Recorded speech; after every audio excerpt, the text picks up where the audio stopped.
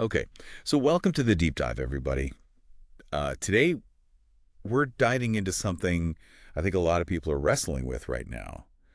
Uh, Talent acquisition and retention in this whole hybrid work environment. Yeah, it's a big one. It's a big one, right? Yeah, Yeah.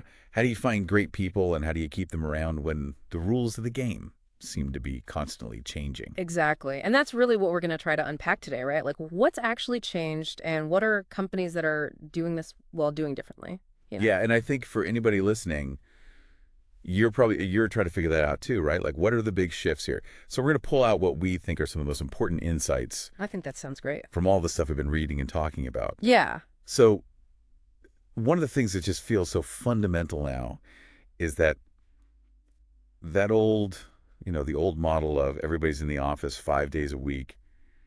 That's pretty much gone right. It's gone. We've shifted to this hybrid model Hmm.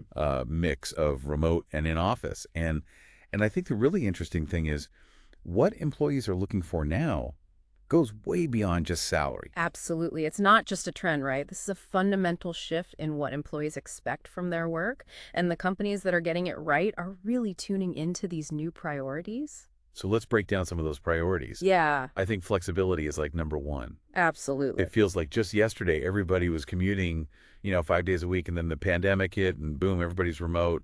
And now it feels like there's no going back completely. I agree. Yeah, the pandemic really accelerated this transition. And what we saw was that productivity for a lot of roles didn't suffer, and in some cases even improved. And I think for employees that they got a taste of what it's like to have more control over their time, Right. right? Absolutely. Yeah. And that's become a key driver for a lot of people. And there's data that backs this up, right? Like I was looking at some information, and it suggests that over 70% of employees would actually choose flexibility in their work schedule over a higher salary. Wow. That's a pretty big statement. That's huge. And it really highlights how important work-life balance has become for people. They want to be able to manage their time effectively and integrate their work with their personal lives. So what does that mean for companies though, right? Like it's Eh, not just about saying, okay, you can work from home a couple days a week. No, it's about really embracing flexibility in all its forms. So hybrid models are definitely important, but it's also about things like flexible start and end times, compressed work weeks, and really just giving employees more autonomy over how and when they get their work done.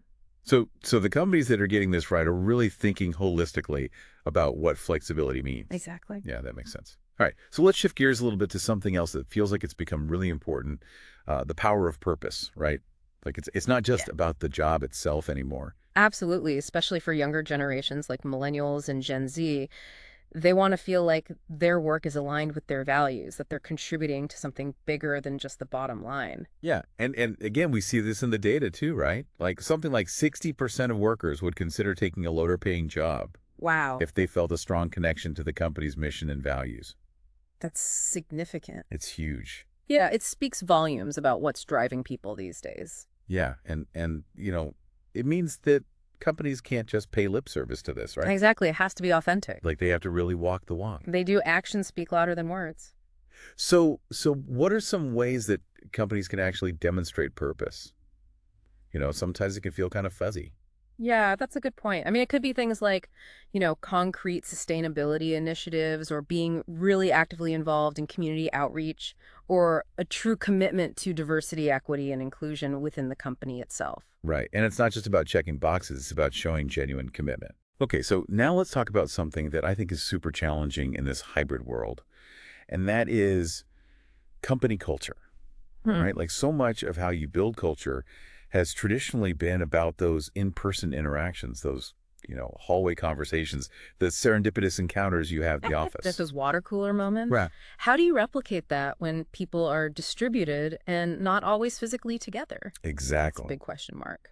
So what are some things that companies should be thinking about here? Well, I think first and foremost, communication is key, right? Like clear, regular communication. It's not just about disseminating information, but it's about creating opportunities for dialogue and feedback. So how do you do that virtually, though? Well, regular virtual team meetings, Mm. dedicated online communication channels, even virtual social events can help bridge that physical distance. And actually what's interesting is how technology is enabling these new forms of connection. So like those virtual team building activities, Yeah, do those actually work? They can if they're done thoughtfully right.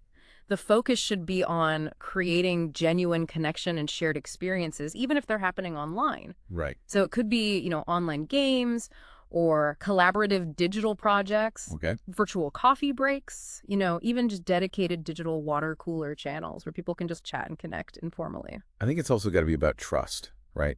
Absolutely. Like you can't really manage by walking around anymore. Trust and accountability are paramount in this environment. Remote employees need to feel valued and empowered, and that means giving them the autonomy to manage their own work. Yeah, micromanaging is a recipe for disaster. Especially in a remote setting, it can really erode morale and trust. Okay, so if we bring all of this together, it sounds like attracting and keeping talent in this hybrid world isn't just about offering a mix of office and homework. It's about creating an environment where people genuinely want to be right, a place where they feel valued, connected, and empowered. So it's about that alignment between what the company stands for and what employees really care about. Exactly. And that combination of flexibility, purpose, and a strong, inclusive company culture is what really sets apart the employers of choice in today's job market. And these things aren't just nice to haves, right? Like they actually have a real impact on a company's bottom line. Without a doubt, higher engagement, increased motivation, stronger loyalty, all of these things contribute to a more successful and thriving organization. So the old playbook just doesn't cut it anymore. No, it doesn't. It's about creating a workplace where people genuinely want to be. And that means prioritizing flexibility, connecting with their sense of purpose, and fostering a really strong, inclusive culture, regardless of where they're physically located. Couldn't have said it better myself. So for all of you listening out there, I want you to think about this for a second. How deeply are these ideas of flexibility, purpose, and culture really ingrained in your own organization? Yeah. And if you had to choose just one area, one key area to really focus on and improve, what would that be? You know what would make the biggest difference in your ability to attract and retain top talent in this hybrid world? It's a great question and one that every leader should be asking themselves. Absolutely. All right. Well, thanks for joining us on the Deep Dive today. It's been a pleasure. We'll see you next time. See it. Bye. Bye.